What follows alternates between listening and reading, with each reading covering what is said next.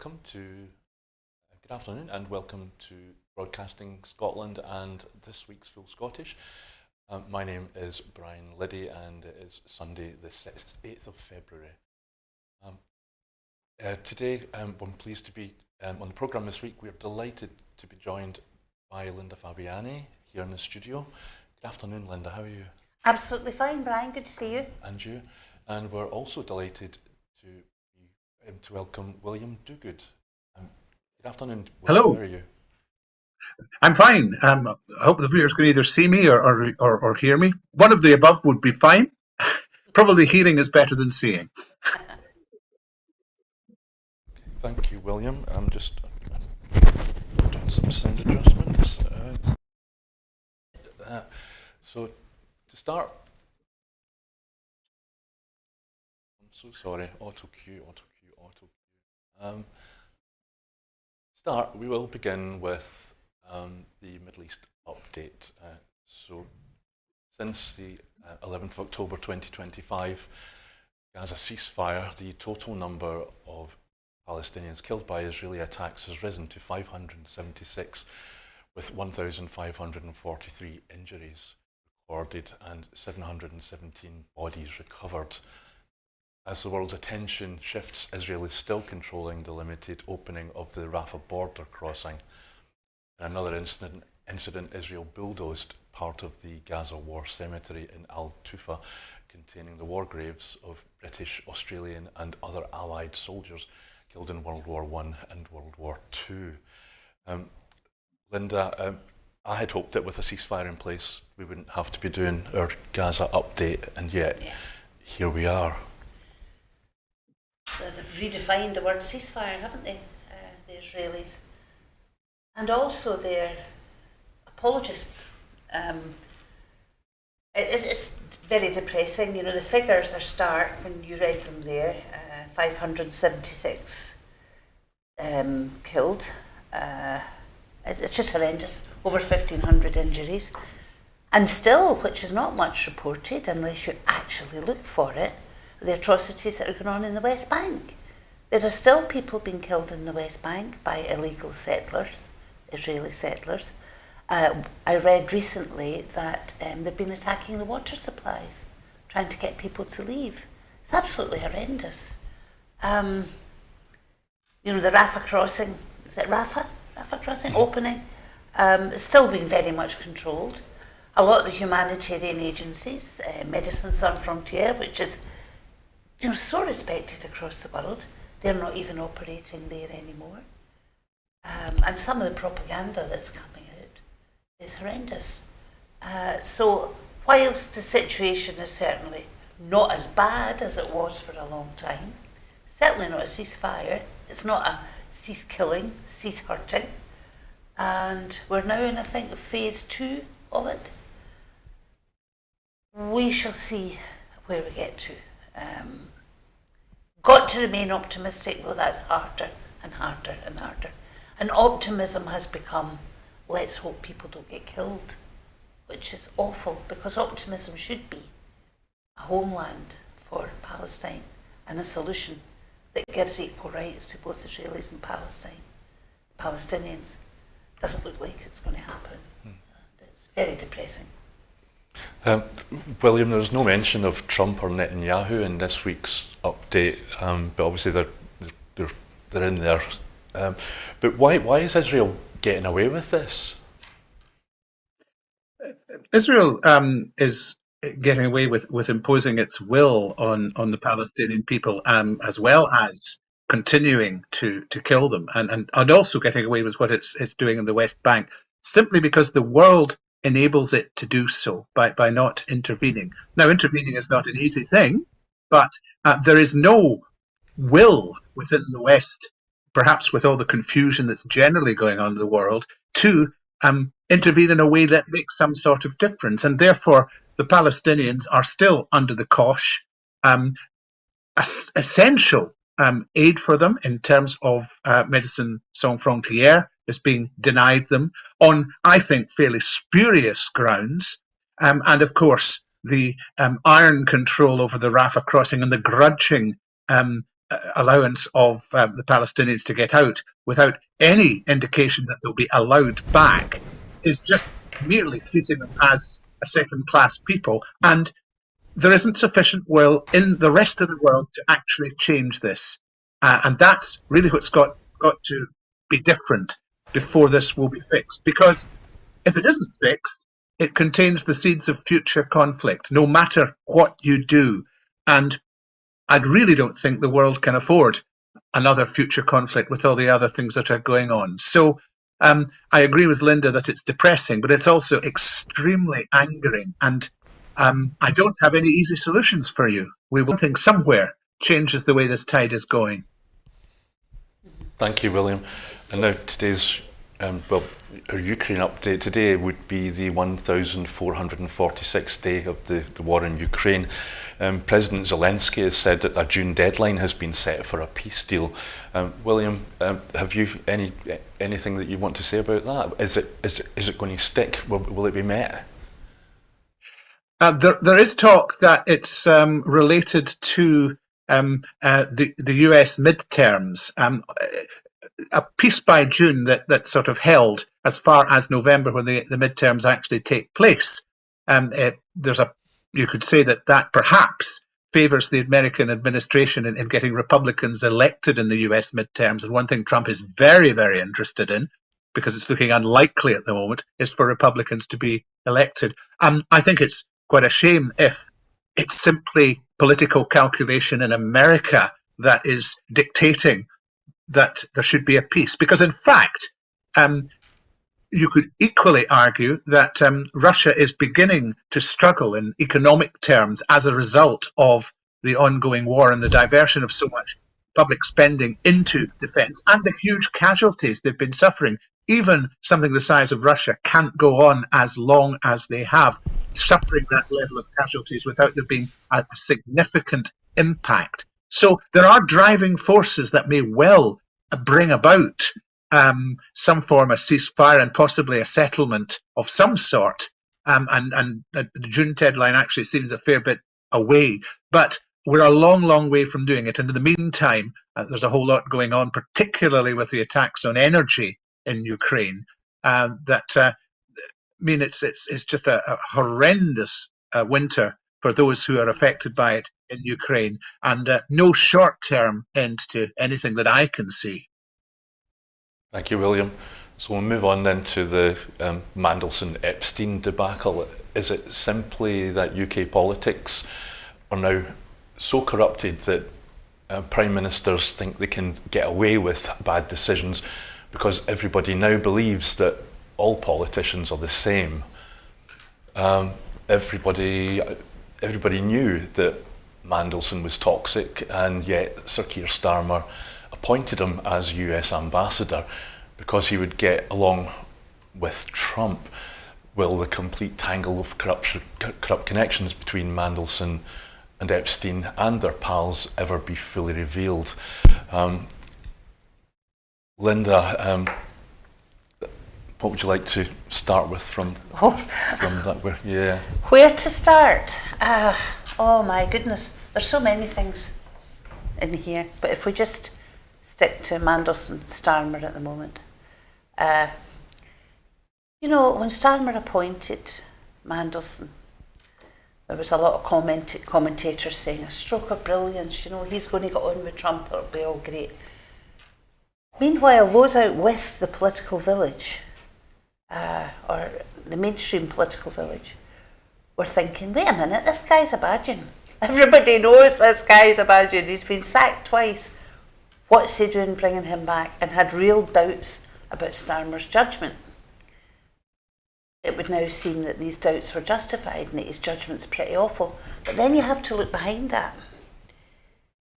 Back to the question you opened with, is it so corrupt now that people don't think anything about it? And you think, was Starmer really have bad judgment and that was it?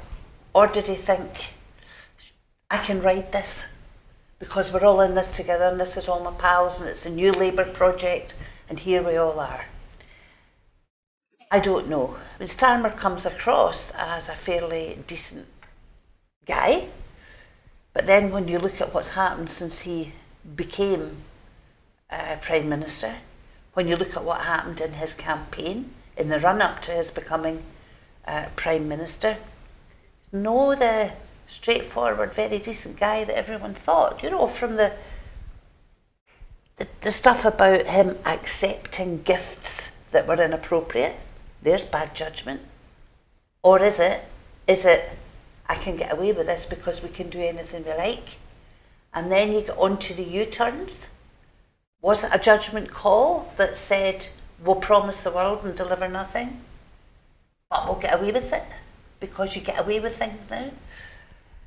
It's very, very concerning, and it's a real worry for democracy generally, all this stuff.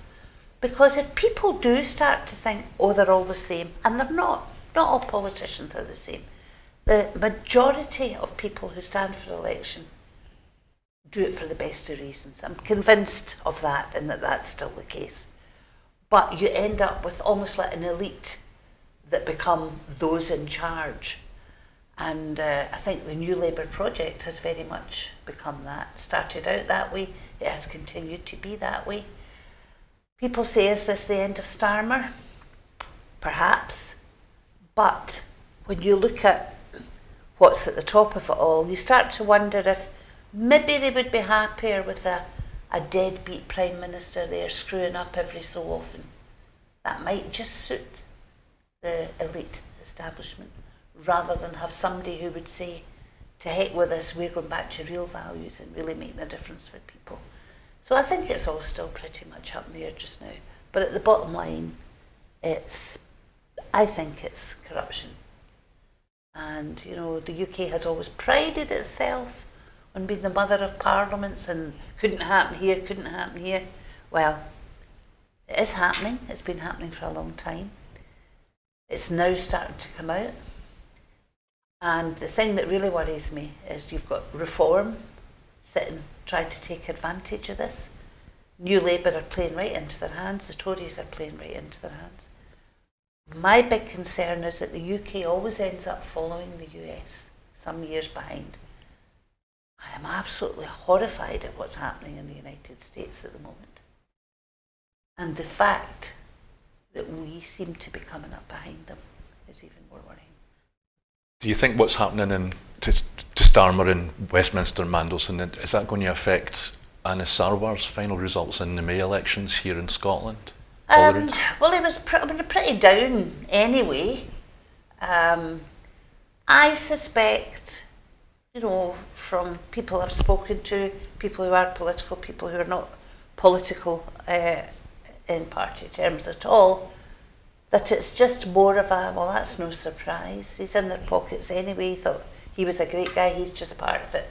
So I'm not convinced that it puts Anna Sarwar standing down any further. I think it was pretty much down there and nobody's surprised. Of course, he's backtracking now, as he always does. And but I saw strange things in the press today. His big Sunday thing to try and create a diversion was that we're going to have some American football competitions or something. All very bizarre, if you ask me. Haven't heard about that one. Yeah. William, at PMQ's, Starmer finally admitted that he did know that Mandelson was in touch with Epstein, and then later that day or the next day he gave a speech and he apologised to the survivors and the victims, although Virginia Gifford didn't survive Epstein. But for me, the big question is, okay, so Starmer knew that Mandelson was still in touch with Epstein, and he challenged him about that at the interview. But how strongly did he challenge him, do you think? Well, he obviously didn't challenge him strongly enough. I think he wanted to believe what Mandelson would have told him about the extent, the continuing extent of his relationship with Epstein, because he appointed him presumably with a view to getting a head start on trade negotiations with Mandelson, supposedly the expert negotiator. He is actually quite a good negotiator, but my slight problem is that there's been a lot of self-serving stuff, and 2 crash and burns, now followed by a third, is really, really not a good track record. But nevertheless, he appointed Mandelson to a role that would typically go to a very senior career diplomat who knew how to handle people like Trump, perhaps with the sort of finesse that's required with such a volatile, unpredictable character. But instead, I think he just went for the easy option and very headline appointment. And that was in itself, I think, a bit misguided. But certainly, because he was focusing on that, I think he probably was able to accept the bland assurances that Mandelson gave him, which have now obviously been completely disproved. And it's clear that the relationship not only went on, but it was very important in certain respects. And specifically, there are strong allegations, and they're probably unproven at this stage, but there are strong allegations that Mandelson leaked market-sensitive information to Epstein at the time of the financial crash. And that, for me, I mean, the relationship with somebody who was a paedophile and caused so much misery and harm, not least to Virginia Giuffre, is one thing, and that is dreadful and is in itself enough to disqualify Mandelson from his role. But the possibility that he was leaking market-sensitive information, which is, a form of, one has to choose one's carefully, but it's almost traitorous, and that is potentially the most damaging thing going forward.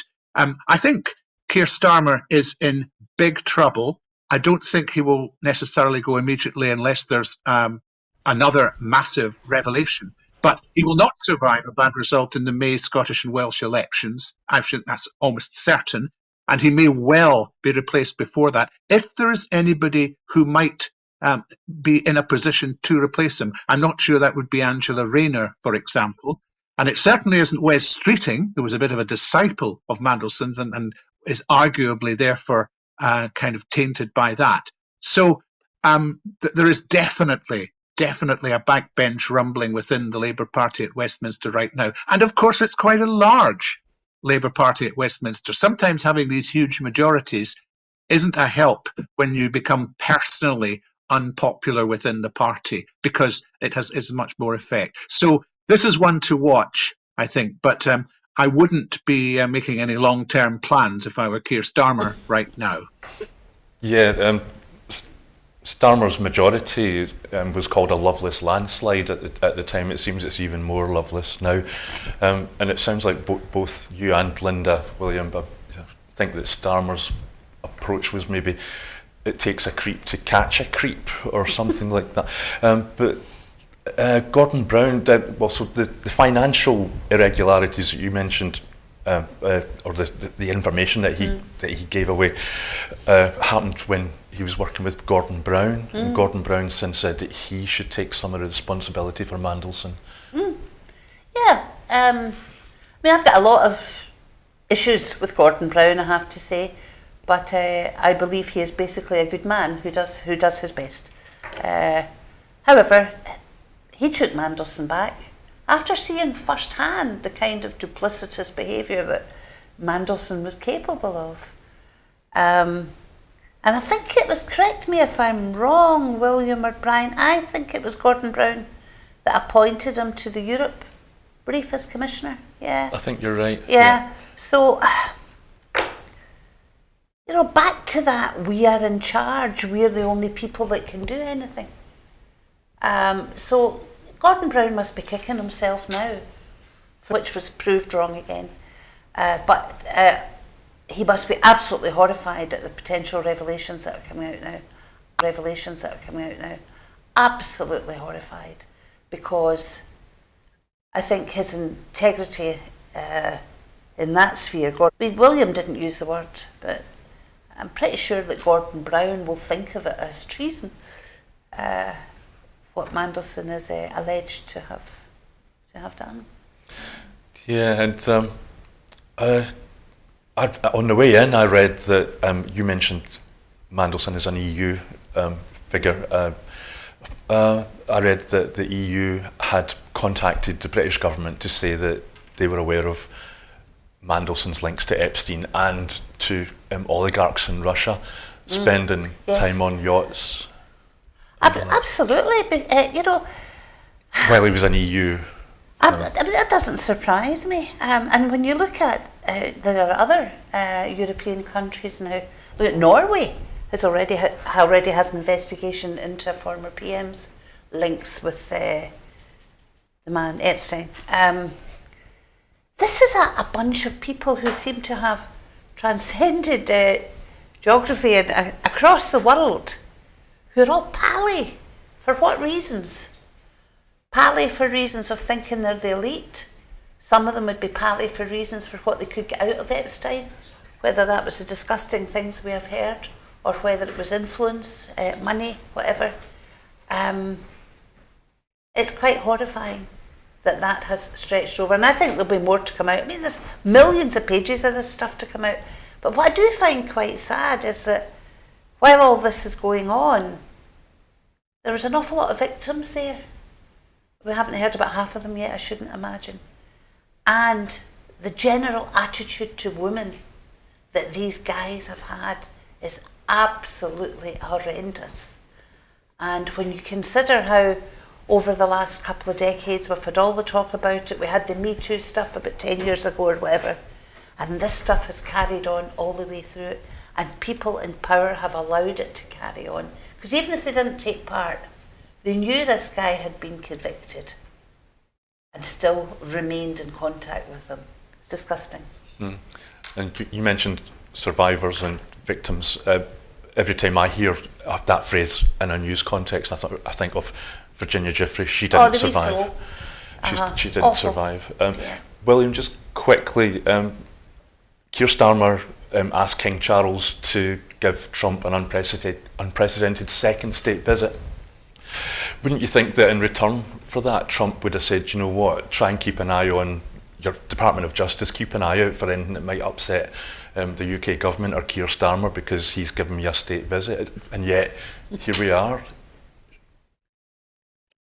Well, yeah, I think you're possibly positing that there should be some sort of rational exchange going on here, and I don't think that is always the case with Trump. Trump wants his royal visit, obviously, because it's a kind of seal of approval for what he's doing.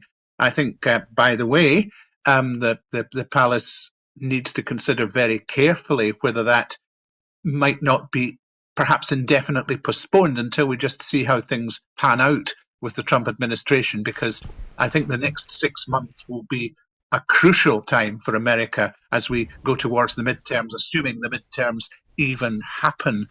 But yeah, it's almost used as a kind of shield, this kind of royal approval, and we're in with the bricks.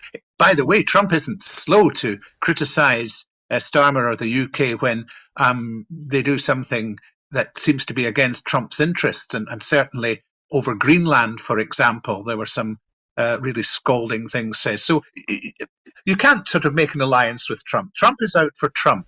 And unless you are just subservient to what Trump wants, you're not going to get anything that you ultimately would like.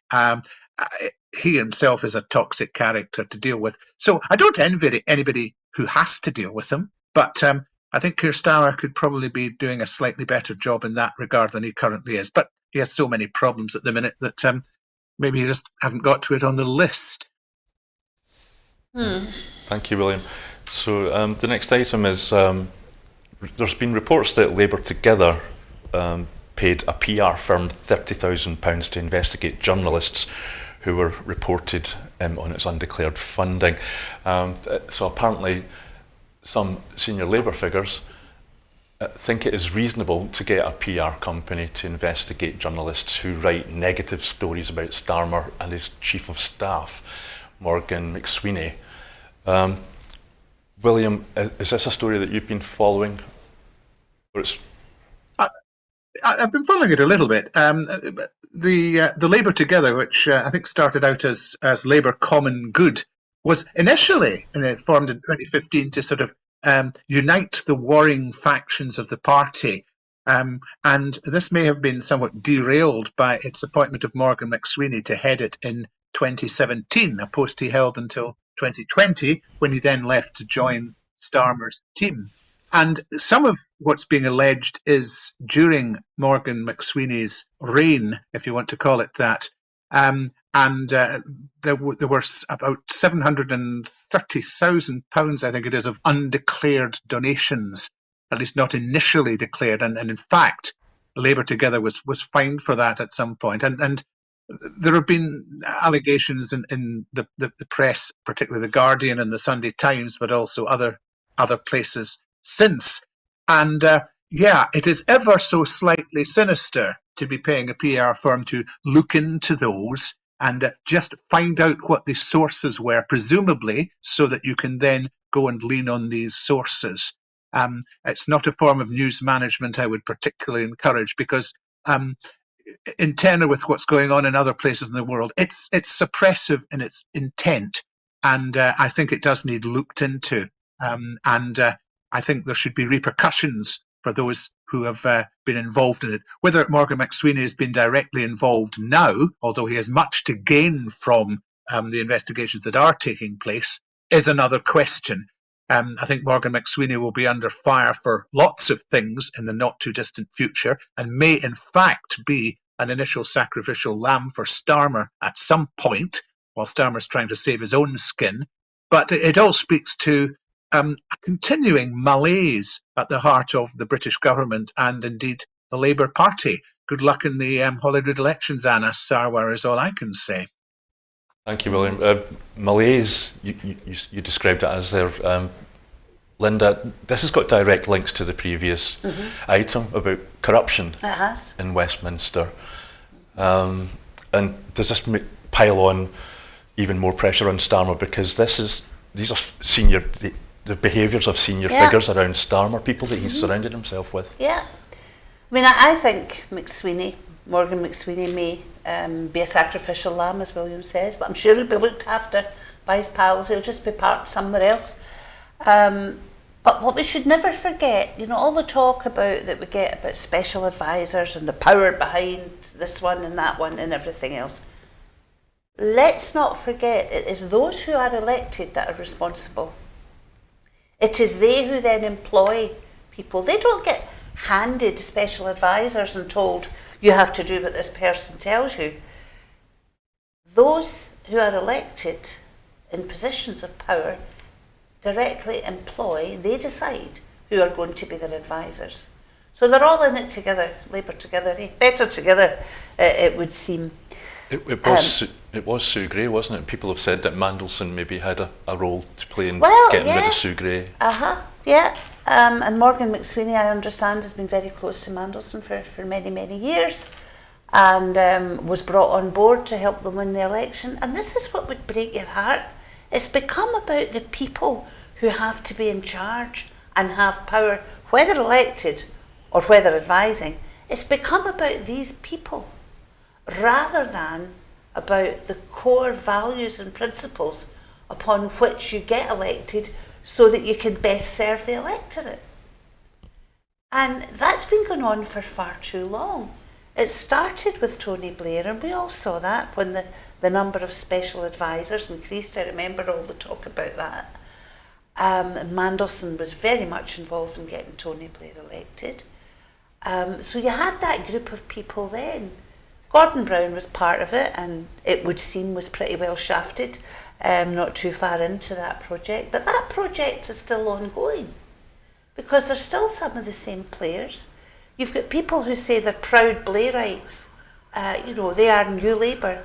It's time for New Labour to go and the Labour Party to say, and there's a real corruption there when you start looking at trying to control the press. Now, we all know the mainstream press has biases because very often the proprietors, the owners, have their own political agenda.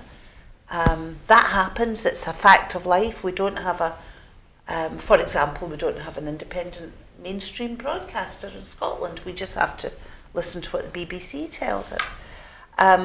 But when you start to get to the point where you have politicians, and where you have politicians who are, along with their advisors, all part of this same project and same power base, then starting to investigate journalists who are doing their job, that is extremely worrying. And we said back an article or two about how the UK follows the US. Now, when you look at the way Donald Trump and his administration treat the press and media and individual journalists at their press conferences, it's disgusting. Absolutely disgusting. And if we're now investigating journalists for doing their job, it looks like we're heading in the same way. And what we need in Scotland is not a BBC Scotland that is supposed to put Scotland's view forward, even though in their charter it's about maintaining the integrity of the UK, it's there. What we need is the ability in Scotland to be controlling our own broadcast, not in terms of telling them what to say, but about being the main focus of anything that's broadcast, fair and unbiased. And yes, I think it all ties in together. And Starmer's government, appalling in what they're allowing. And it's all very well saying, oh, we didn't know about it. No, it helped you get elected. And this same group that we're funding, looking into journalists, directly funded the election of their chosen MP candidates. There's one just, in fact, I think my MP was given, I think, 10,000 quid by, is it Labour Together they're called? Yeah. And you know, and you have Morgan McSweeney's wife, who I think represents Hamilton, if I remember right. No, not Hamilton, but somewhere in Lanarkshire. Yeah. It may well be. You know, and I understand the connections are all there, and I understand that you hardly ever see her. But I mean, my MP was a councillor in London, and whilst she does have Scottish antecedents that we won't go into, she suddenly appears and gets elected. So they're all in it together, as you say. So Linda, earlier you said that where the US goes, the UK tends to follow, and this to me seems like a kind of story that would come out of Russia, Putin's Russia. Oh, yeah. So is this part of the move towards fascism? Oh, Lordy me, I certainly hope not. But you know, it's a bit of an old tenet, but it's very true. If you go so far to the left and so far to the right, it meets in totalitarianism. Yeah. William, is there anything that you'd want to say? I just have to say, I don't think for a minute that Keir Starmer or those most closely related to him have the kind of relationship with Russia that would be giving away secrets and stuff, or that would want to go down that line. But sometimes it becomes a slippery slope, and before you know where you are, you're halfway down it. Yeah. William, is there anything that you'd want to add before we leave this one? Just on fascism, I think there is a tendency for fascism to be a kind of domino effect, but also it's a pendulum, so that just mixes the complete metaphor, doesn't it? And I think we have a window of opportunity in the UK and in Scotland not to go down that path, because those places that have so far begun to go down that path could swing the other way before we get the chance for that to happen. For example, I do think that reform is very much basing itself on what Trump is up to, and the sort of the rationale, such as it is, behind what he's doing. Obviously, he himself is a chaotic character, which is another thing to add to the mix. But it's quite likely, if there are midterms, that the whole Trump administration will blow up. And certainly, if the Democrats get in November, be constrained. Or that they will have to do something so egregious to make that not happen that it will lose support in other parts of the world, which is already beginning to happen. So it's not an absolute shoo-in that reform will be in 28 or 29, whenever the next UK general election is, because there's a lot that's going to happen in the rest of the world that might turn the tide of public opinion. So I'm not totally pessimistic about it yet, but I am very concerned with what's happening in various parts of the world, and certainly with anything that happens in this neck of the woods that seems to reflect that kind of behaviour. Thank you, William. So an 80-year-old former truck driver is alleged to be one of many sniper tourists who paid Bosnian Serb soldiers to shoot at civilians during the siege of Sarajevo. Who am I coming to on this first? It was Linda. Oh gosh. I think this is like a work of fiction to me. I just cannot imagine that this being real, if that makes sense. Man's inhumanity to man. Yes, it's just the most horrible story that there was, and it seemed to have centred on Italy. It's this Italian man who is on trial just now, I think. And it alleges that Serbian soldiers were selling tourist passes, if you like, allowing Italian nationals to come in, sit in the hills and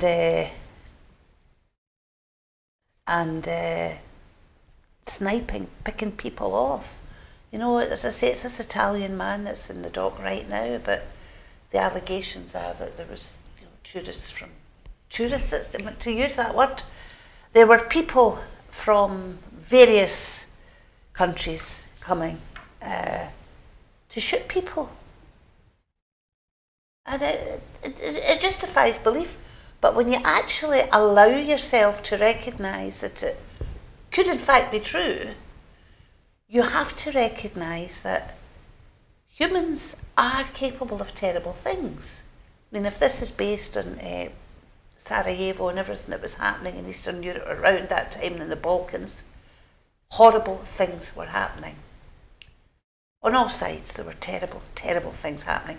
There were war criminals. We know what happened to the Serbian war criminals. It can happen anywhere. And that's why our democracies are so very, very precious and have to be maintained and have to be looked after. And anything that looks like damaging these democracies has to be pointed out and jumped on by others. I have been a couple of places in the world in my time where the rule of law had broken down, and the thing that struck me more than anything was that young their own people, because they felt good about being in charge and having guns. Sometimes there was drugs involved. And what really struck me was this could happen anywhere. You could go to places in Scotland and this could happen. So we have to make very, very sure that we maintain democracy, that we maintain decent societies, that we maintain a rule of law that is fair and equitable. And I'll await with interest what happens in this particular case and if it's spread any further. But vile. William, I can't help wondering if I was the kind of person, a civilian, who wanted to go with an army, with soldiers, into a war zone and take pot shots at, shoot civilians dead, I guess. Shades of Ice in America, but they're vigilantes rather than tourists. How would you go about finding, how would you go about just making it happen? I can't believe that there must be some kind of mechanism somewhere. Well, perhaps there would be word of mouth. Yeah. Certainly, I mean, the interesting thing for me is that this has taken so long to come out. Sarajevo is an ideal place for holding a siege and also for sniping because it's in a basin surrounded by wooded hills, rather. So there are lots of vantage points from which you can look down at it, and the range of the weapons you'd be using would be over 1 kilometre. So it's a kind of blood sport. And we know that humans like blood sports, and particularly inhuman humans like blood sports that perhaps involve other human beings. Sniping was a feature of the siege in Sarajevo. There were 10,000 people there killed by shelling and sniping. What we didn't realise was that the phenomenon of sniper tourism existed, and what it might entail until recently. I mean, there was a film, first of all, about sniping Romeo and Juliet in Sarajevo, where a young couple, one from each side of the conflict, attempted to get across a particularly exposed bridge, which was part of what was called Sniper Alley, in order to get to Serb territory. And they were just tired of being cooped up and went for it. And apparently, as the film relates, it's a documentary, they had received assurances that they wouldn't get any trouble. But of course, if you have sniper tourists in there, not members of the military, who are just taking pot shots at whatever they can hit, then it's quite possible that they were taken out by a bullet from there. Impossible to say exactly how much business these guys did. And I would suggest that the reason it hasn't come out yet, until now, there was another film called Sarajevo Safari in 2022, which first really started this conversation going, and it's sort of grown from there. But they were taking in about between 80,000 and 100,000 euros, the Bosnian Serb forces, from these folks for the privilege of taking shots at people. And it won't have come out until now because many of those folks will still be around somewhere in public life, and they might not want you to have known about this. And so they're hoping to ride it out with time elapsing, and maybe it's not going to do that. In the meantime, of course, the snipers themselves, the tourists, may be caught. That would be quite difficult to find them. But the folk who took the money to let them do it, I'm not convinced they will ever be brought to justice. And that's the tragedy. It is an illustration of man's inhumanity to man. And as Linda said, we have to be eternally vigilant, because literally this is the sort of species we are. We're capable of great good, but also appalling depravity. And we have to be sure that we have the mechanisms and the rules and the control in place not to slip into that, whatever the temptation might be. Thank you, William. Linda, we're out of time on this, but just quickly, the more I think about it, just the logistics. William there mentioned, he said, why hasn't this come out sooner? And you think about, so you say to me, Brian, do you want to come with me? We're going off, I'm a civilian, you're a soldier. There's going to be corporals, sergeants, captains. It's like, didn't anybody say, who's that? Why are they here? And why hasn't it then come out, that way? Well, it depends how it was done, doesn't it? It depends at what level people were getting taken.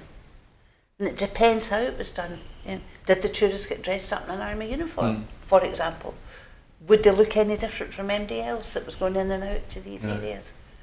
I mean, they're not going to turn up in Bermuda shorts and shades, So, and how it gets done, William's right, it had to be word of mouth. It had to be, you don't go and book something like that. Or the dark web? It had to, it probably wasn't around to that extent then, Brian, but it had to be people saying, what's it like up there? What do you want to see? Oh, I would like a shot of that. And then the word gets out to those that would also be interested in that kind of thing. Like a black market type thing? Yeah. Okay, thank you. We better move on. Here at Broadcasting Scotland, we are heartbroken at the loss of Jeane Freeman. We interviewed her many times, including in 2015 in her own home, before she was elected to the Scottish Parliament. Oh, sorry, I thought we were going to have a bit of a video interview there, but apparently it's not available.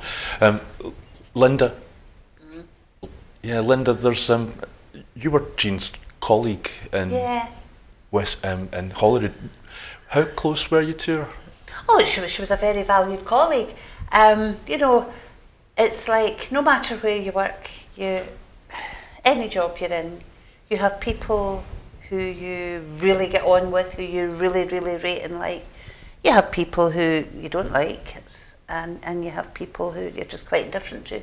Jeane, I really, really liked and really, really rated. She was fabulous. I was just going to ask, what was she like? She was fierce. Jeane was fierce. She was fierce in defending what she believed to be right. She was fierce in putting forward what she believed to be right. And she was fierce in defence of things that she really, really cared about. But that fierceness wasn't just bluster, because it fronted up an intellect and a capability and a deep intelligence that was hugely impressive. And, you know, what mainly gets talked about is as Health Secretary with COVID, and boy was she impressive. But she was made a minister very, very quickly in 2016 by Nicola Sturgeon as First Minister. And she headed up the government's social security plans for creating the social security system in Scotland. And not just was she fierce and amazing, watching her in Parliament doing it, watching her at committees so on top of her brief, she was brilliant at dealing with people. And I have some direct experience of that, because there was a particular person in my constituency who cared so much about this that he went on one of the people's panels. And Jeane ran these things herself all over the country. And Brian was his name. Brian just thought she was amazing. He would laugh and say how scary she was, but he was fascinated by her ability and just loved the warmth of her. And you know, she could be so warm and so cheery, and she had a great smile with people. But if people want to look up her interviews on Broadcasting Scotland, want to look up her interactions with folk like Andrew Neil, commentators, she wasn't so smiley and cheery then. She could be frosty and really, really firm. So she had everything going for her. On a personal level, I socialised with her here and there, with her and her partner, and she was great fun. So it was such a shock when we heard that she was ill and that she had so little time. Hugely missed and hugely respected right across. Was she First Minister material, potential? I would say, I would say that she would have been, but it was, by the time she came into elected politics, she was even older than me, by the time she came into elected politics, and she had other things she wanted to be doing, and she had a good life. So perhaps if she'd come into elected politics a lot sooner, I wouldn't have been surprised if she had reached that level. But she did other great things before she was elected. And, you know, and she, for all that she worked for the Labour Lib Dem coalition as a SPAD for, but she'd done wonderful things before that too. But she then decided independence was the way forward, and was with them feminists for independence. It wasn't Women for Independence. Jeane was a leading light in that, and put the case over so brilliantly in everything she did, and then came into Parliament in 2016. So she was only a one-term parliamentarian, who set up Scotland's social security system, and helped the First Minister see the country through the COVID crisis.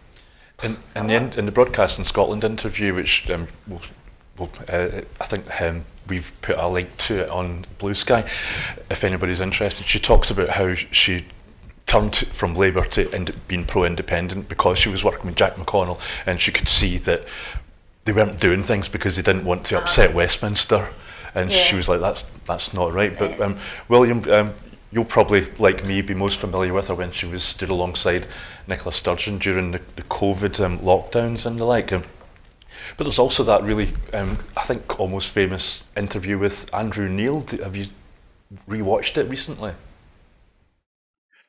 I'll certainly rewatch it now. If anybody saw me for a nanosecond turning, sort of screwing my face up about the thought of Jeane Freeman as First Minister, it was simply because she actually came to Parliament too late, and I don't think truly aspired to it. That meant she could, because I think she would have been immensely capable at it. And yes, she had no time for anybody giving her any nonsense. And Andrew Neil would be the prime exponent of that. I think Linda's listed just about all of her achievements. Social Security Scotland was a really big one in such a short parliamentary career.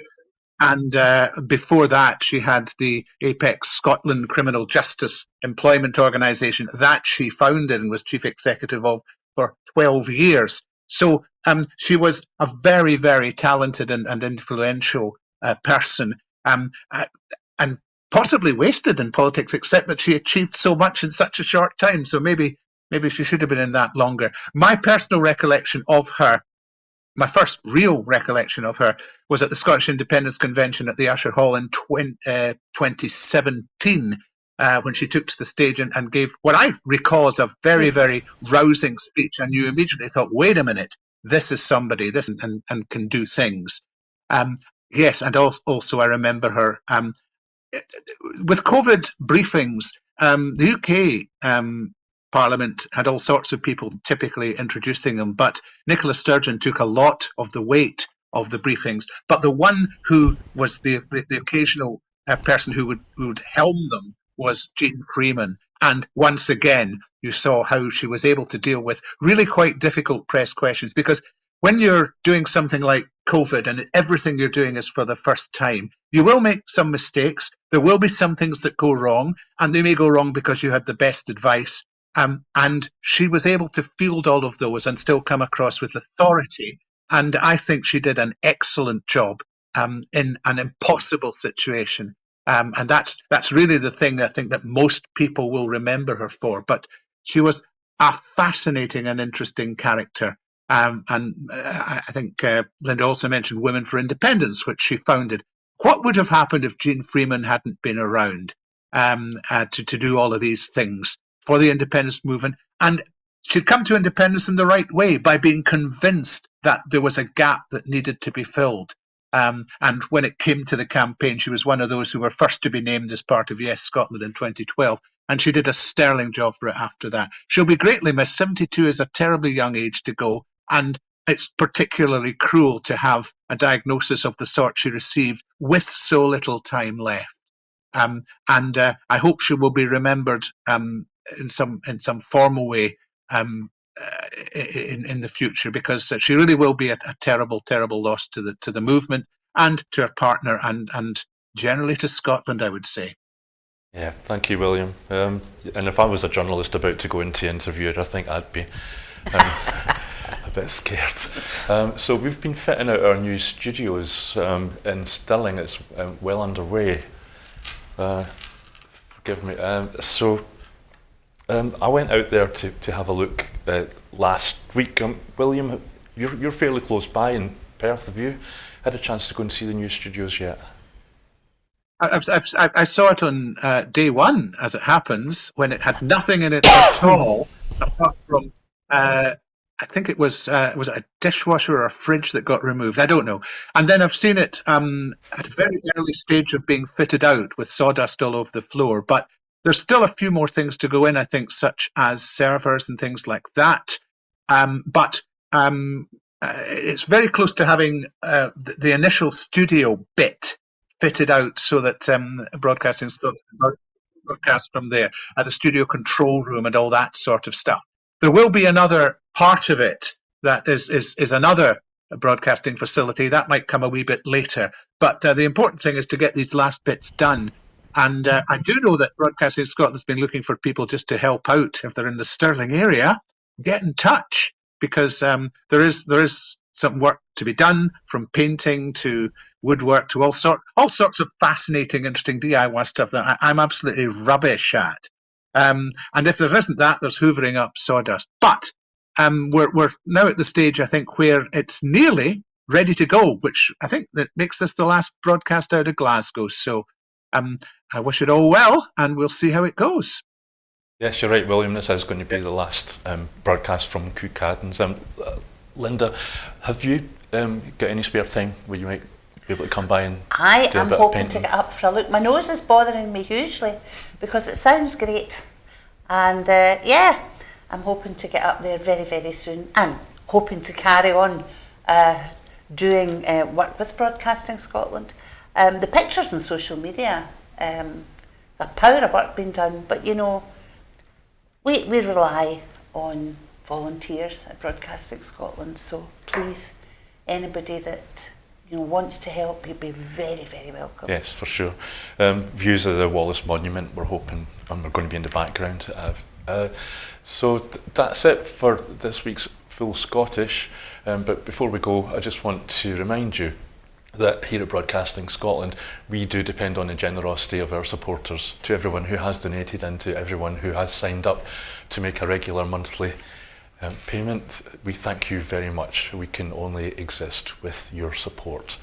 Our programmes will always be free to view. However, if you can afford £5 a month or whatever you can, then please do consider becoming a Broadcasting Scotland supporter. Please just donate whatever you can afford. So thank you once again to our guests, Linda Fabiani here in the studio in Cowcaddens for the last time, and William Duguid from Perth. Thank you, and we hope you all have a good weekend. Goodbye.